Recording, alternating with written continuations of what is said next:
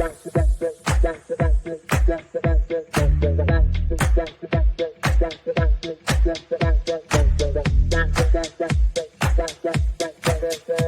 Connections Radio presents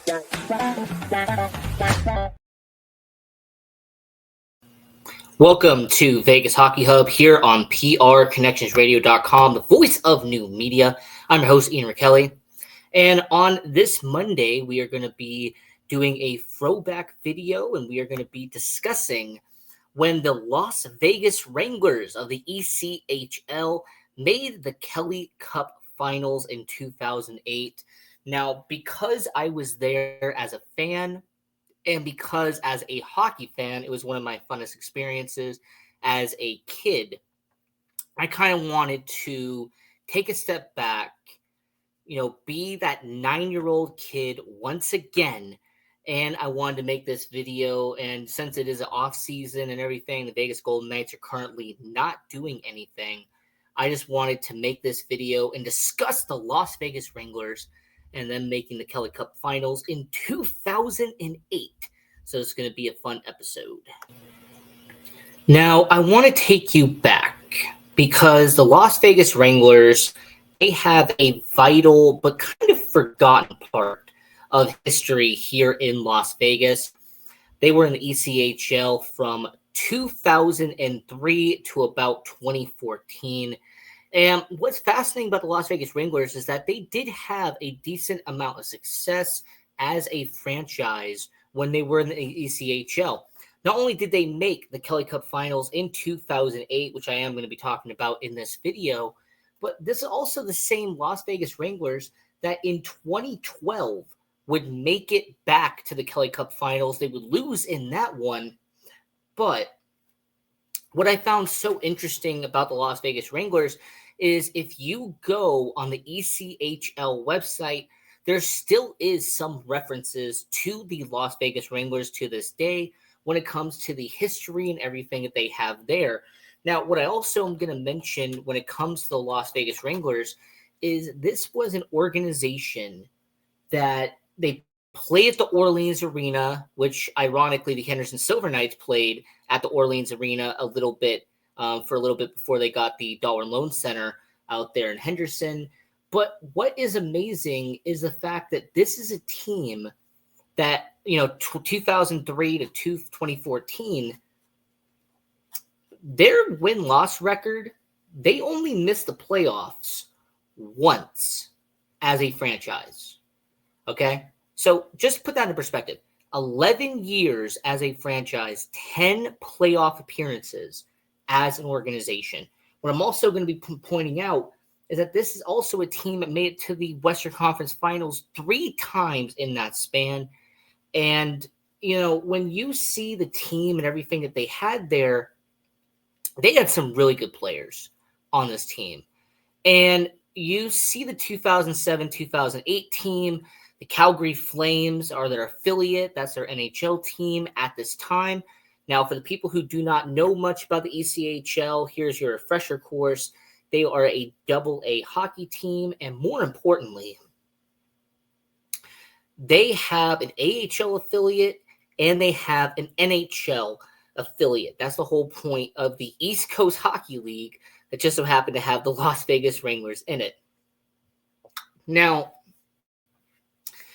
some notable things I do want to mention about this 2007-2008 team is the players that are on here from the Calgary Flames because of that affiliation. And looking at that roster, it's very fascinating. And the main name that came from the Flames organization that was on that 07-08 roster would be somebody who just made his return to Vegas and the Las Vegas, Nevada scene, and that is Adam Cracknell. Now, what's fascinating about him is that he was drafted by Calgary in 2004 in the 9th round, and I'm using Hockey Reference as my reference here. And it's kind of funny because there isn't 9 rounds anymore. It's only 7. So he would be an undrafted player if it was happening today. But Adam Cracknell, he spent 2 seasons with the Las Vegas Wranglers. And what's fascinating about this 07-08 team is that he would have just one goal shy of a 30-30 season with the Las Vegas Wranglers, 59 points on the year for Adam Cracknell. And what's fascinating is that during the Kelly Cup playoffs, which we will talk about in just a little bit, he would play in 21 games and rack up 9 goals and 22 points, essentially over a point per game player with the Las Vegas Wranglers. He was one of the best players by far that came from Calgary onto this team. And, he played for Calgary for a little bit. Then he went over to St. Louis, and then he went over to Columbus. And, he was a NHL, bottom 6 type of guy for majority of his career. And then he spent time in the AHL as a lifer in the, late 2010s, early 2020s. And then this past year, 2023, 2024, we have seen him in Henderson, and he actually racked up 18 goals this past year. So I guess everything comes full circle here when it comes to Adam Cracknell. Now, some other notable guys that were on that Calgary Flames organization that was in Vegas was forward Ryan Donnelly. He was a 3rd-round pick in 2003 by Calgary. He had been, in the minors for a little bit, was a career lifer in the AHL and the ECHL. Unfortunately, never made it to the NHL.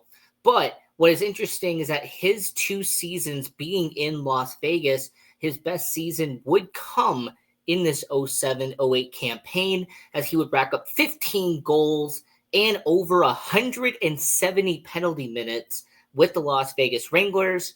And, he would, be doing all of that as a near 21-year-old.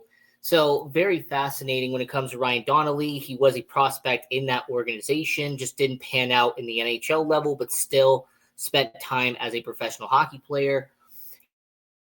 He also had defenseman Baldwin, and by the way, I'm using Hockey Reference and Hockey DB as my reference point for all of this. And Gord Baldwin, he was a defenseman on this 07-08 team. He did play about a dozen games, but he was with the Flames organization when he was sent down to Vegas for a little bit. In fact, he would play in the AHL for the Calgary Flames for a couple of years before then making his way over to Europe to play hockey for a couple of years after that. And then finally, the last person was in net, and he actually was one of your main goaltenders for the Las Vegas Wranglers on this 07-08 team, as it would be Kevin Lalonde. And this was, a young up-and-coming goaltender, 20, 21 years old, here in the Las Vegas Wranglers 07-08. And he was a 5th-round pick in 2005. And he had just graduated from the junior hockey scene, came over to Las Vegas, and he played 2 seasons in Las Vegas before, going over to the AHL, being with the Calgary Flames organization for just a little bit. And then he would make his way over to Russia and actually find a home there for a couple of seasons before retiring. And I mentioned that is from the Calgary Flames organization side, but one of the best things about this 07-08 team was the amount of veterans that they had on this roster. And there are 2 veterans that I want to mention, because this would not be a fair video if I didn't mention the 2 guys that were the leaders of this 07-08 team and of the all-stars of this organization. And when it comes to brothers, they definitely need to be talked about. Chris and Peter Ferraro, the former NHL players. Now, it's very fascinating when you understand the story and the background behind this. I mean, these guys were NHL players in the mid to late 90s. I mean, they had been in the AHL, they had been in Europe, they had been overseas. I mean, heck, they were even in the International Hockey League when the IHL was a thing.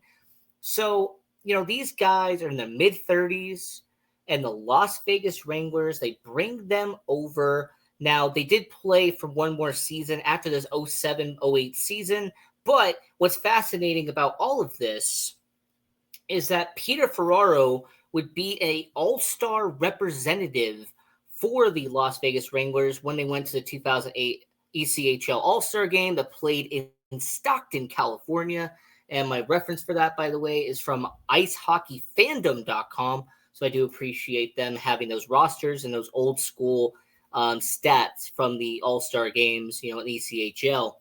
But when it came to Peter Ferraro, he was not only your leading goal scorer with 36 goals on the year, but he had over 70 points and racked up 90 penalty minutes for the Las Vegas Wranglers. Hockey DB as my reference there.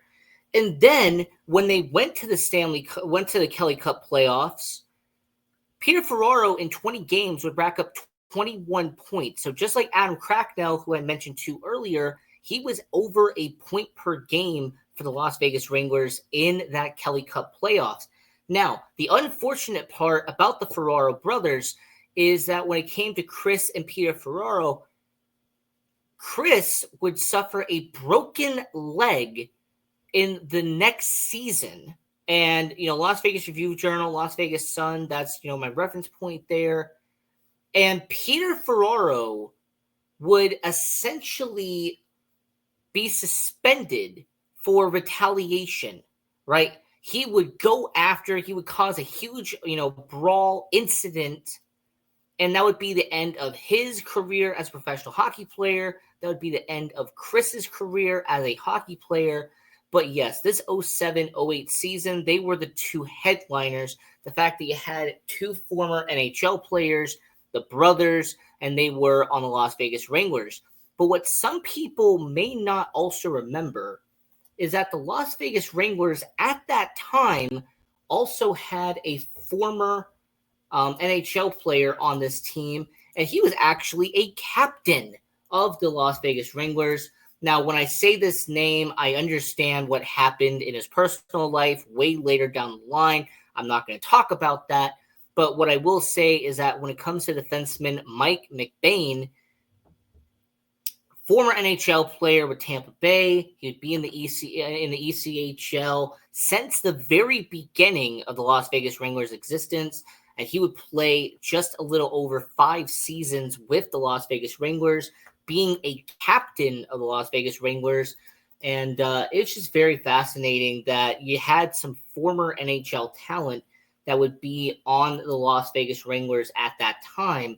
And what I'm also going to mention is that when Mike McBain would end up not playing for the Wranglers anymore, Peter Ferraro would take over as the captain of this team after him leaving. So you essentially had two former NHL players as a captain of the Las Vegas Wranglers at one point in 2007-2008.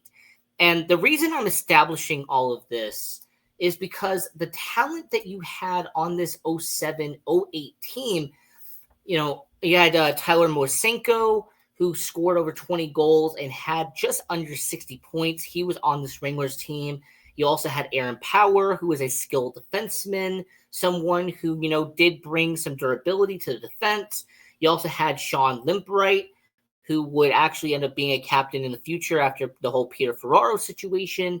And then you also had Mike McDill, and he would end up not only becoming a vital part of the Las Vegas Wranglers after this 07-08 situation, but he would end up playing 5 seasons with the Las Vegas Wranglers and would end up being a good part of the organization towards the end of their tenure. Who else you had on this team? You also had Adam Miller, who is a great player to talk about with the Las Vegas Wranglers, because after this 07-08 season, he would become a future All-Star in the ECHL with the Las Vegas Wranglers. He played about 4 seasons with the team. And what I also do want to mention is that this is someone who scored back-to-back 80-point seasons with the Las Vegas Wranglers, and that is incredible in the ECHL for a guy like him. And he's still around in the Las Vegas area. I think I have seen him around off and on. I also want to mention that Jason Dest, as a defenseman, he was an all-star in the ECHL with the Las Vegas Wranglers organization. Only spent 2 years with the Las Vegas Wranglers, but he was something of note that I do want to mention. And I keep going back to the ECHL All-Star game. because Jason Dest was an all-star for Vegas. You also had Peter Ferraro, who was an all-star for Vegas. And you also had a goaltender in Daniel Manzatto, who was an all-star and was the winning goalie in that all-star game in 2008. And what's fascinating about him is that he was a goaltender who was drafted by Carolina, would eventually move over and be sent over to the Calgary Flames. They would put him in the ECHL, and he would put up respectable numbers for the Las Vegas Wranglers in his only season ever playing here in Vegas. He would eventually move on, go over to the AHL, and then would find himself over in Europe and would play in Switzerland for almost 15 years straight. So for a guy like him, that's very impressive that this is somebody who went over to North America. He played in the ECHL, played in the AHL. He never made it to the NHL, but he did find himself a very, very long-standing and a long-tenured home in Switzerland, playing there in his home country for X amount of years. So that's good for him. Now, establishing all of that, the 2007-2008 season for the Las Vegas Wranglers, there is one more person I have to mention, and that is from the head coaching side, because you would have a future NHL head coach that would be at the head of this Las Vegas Wranglers team. And that was Glenn Golazin. And it's very fascinating that when you go to not only his hockey DB, but you also go to his hockey reference page, that this is someone who turned his situation as being a head coach, being a former player of the Las Vegas Thunder. So there was a Las Vegas connection there. This was someone who you saw him get his start with the Las Vegas Wranglers as a head coach, and he would actually be the first ever coach in Las Vegas Wranglers history. He would be there for around 6 seasons, and then he would get promoted to the AHL, and then would eventually become a head coach in the NHL with the Dallas Stars, and then eventually the Calgary Flames. Now, he has been an assistant coach with the Edmonton Oilers. That is where he currently is. But what's interesting about Glenn is that this is someone that was at the head and someone who was behind the bench of the Las Vegas Wranglers when they were at their peak in terms of success. And that would be this video right here, the 2008 Kelly Cup Finals. Now, how did this season go for the Las Vegas Wranglers? How successful was this year in 2007-2008? Well, for this calendar year, this is a Wranglers team that was coming off their best record ever as a franchise. This was a team that won 46 games and won their division in 2006-2007. Once again, I use ECHL.com, and I'm also using archived articles and stuff like that as my reference. Now, in this 2007-2008, they would be in the Pacific Division, and they would win the division once again, as in 72 games, they would actually break their record from the year before, getting 47 wins on the year, and would get 106 points on the season. Also, in terms of goals for, they had over 240 and had just under 180 goals allowed on the season for the Las Vegas Wranglers.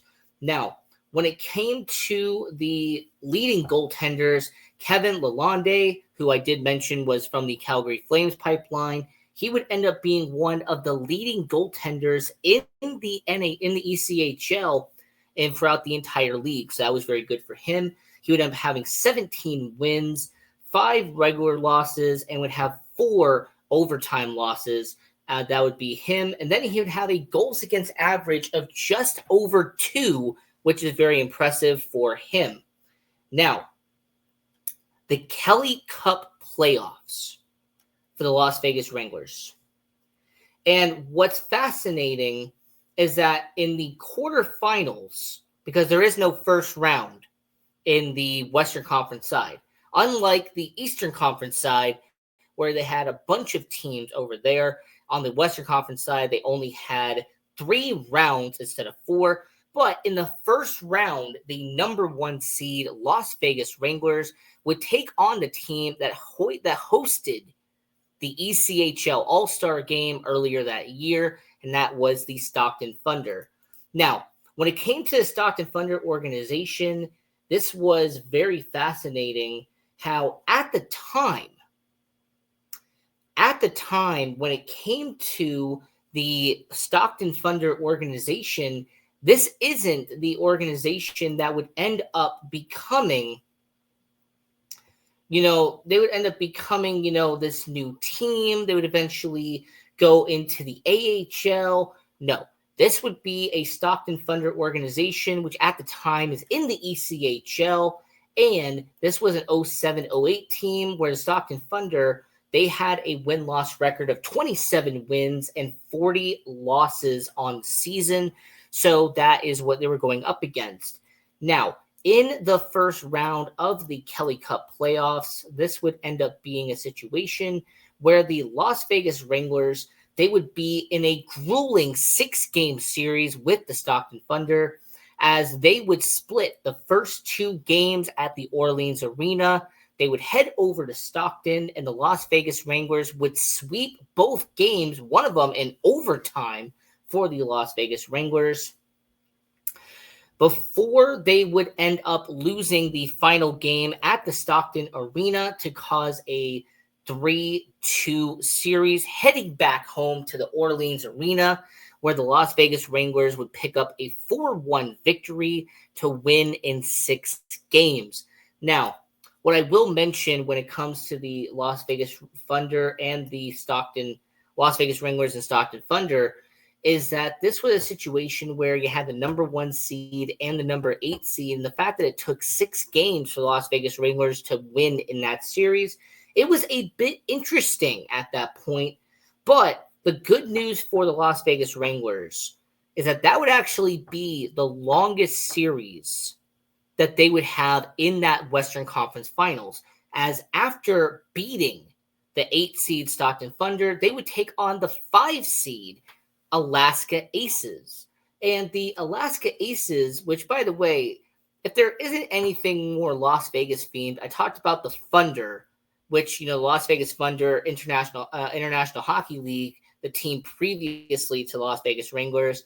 And then we're talking about the Alaska Aces, which is technically foreshadowing because the Las Vegas Aces of the WNBA. Now, this was a Alaska Aces team that swept the Idaho Steelheads in 4 games in the previous series. And they were an organization that they would sit there and they would be a bunch of affiliates and everything like that.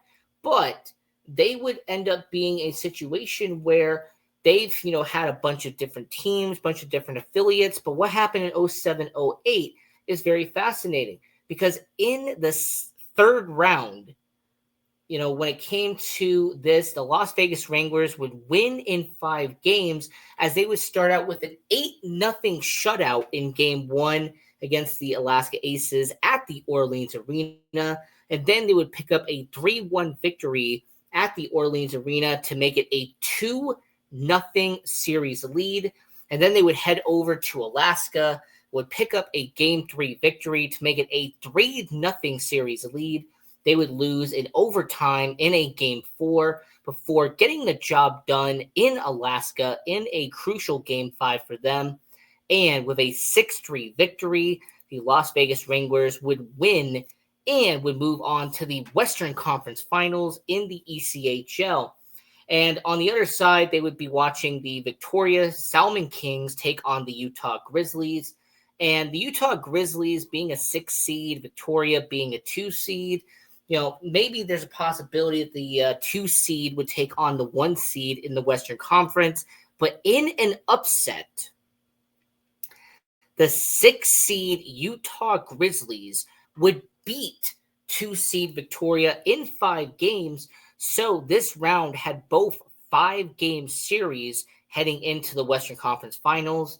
And this would lead into a 1 versus 6, where the Utah Grizzlies who, they had recently been into the ECHL, because some people may remember this, but the Utah Grizzlies that most people associate with now, and still an active member of the ECHL, they were only originally founded in 2005.